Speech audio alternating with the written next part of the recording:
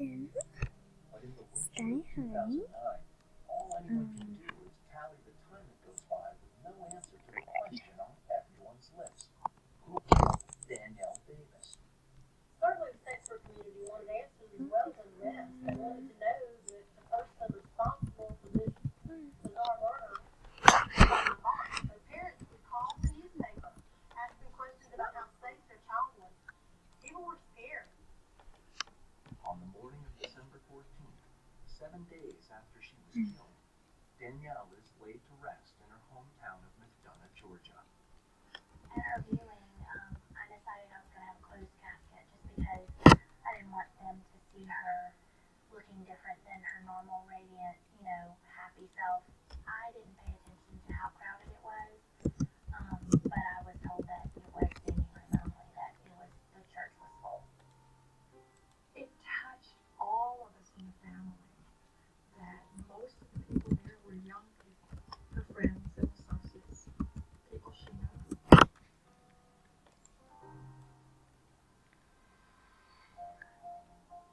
For detectives back in Statesboro, This will be funny. the plan is to bring down the bad guy no matter what.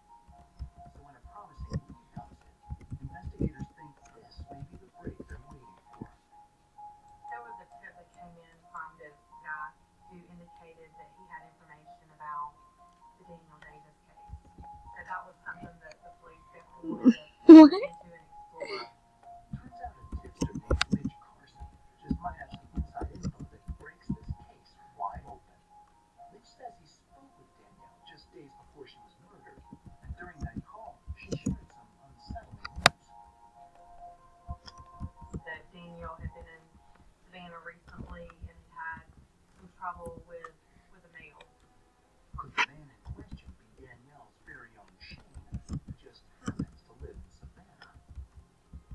After all, the couple sometimes hung out at Shane's place. Or is a sneaky stranger to blame? It could have been possible that this unknown male had followed her from Savannah and committed this murder. After Mitch tips off Savannah's Boys in Blue, they immediately contact the Statesboro Police Department with a potential lead. That piece of information was something that law enforcement jumped on very quickly. This seemed at the time to be a potential good lead in the case. When investigators sit down and talk with Mitch, the interview immediately takes an unexpected turn. Instead of just calling Danielle by her everyday name, he refers to her full name, Randy Danielle Davis. Either he's one formal guy, or he's talking about someone else altogether.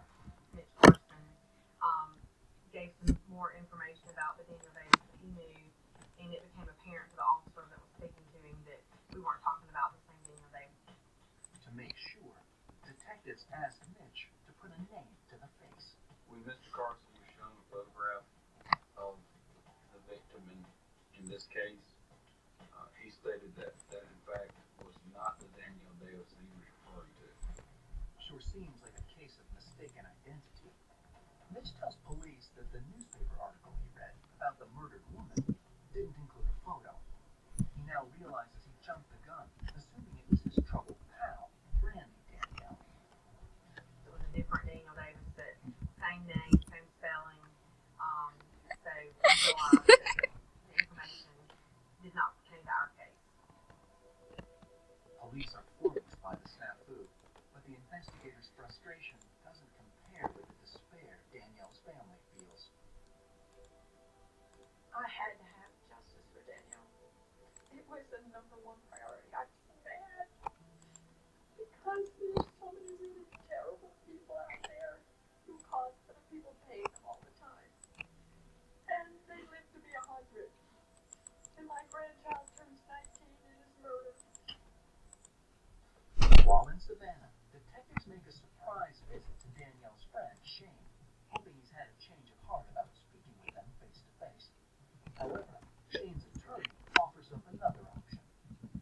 Shane's attorney provided a statement from Shane that detailed his involvement and his whereabouts and his contact, both phone and otherwise, with Danielle on the day she was murdered.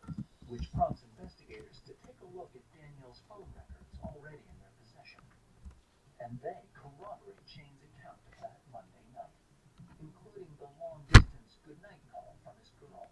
They were able to take the details in his statement. He gave very specific details about what time he received a call from Danielle, what time they got off the phone, all the efforts he made to call her back and text her to see if she was okay, because Danielle indicated that she would call him back after she answered the door. Thanks to detailed information about where calls originated, detectives now know Shane was squarely in Savannah at the time of Danielle's murder.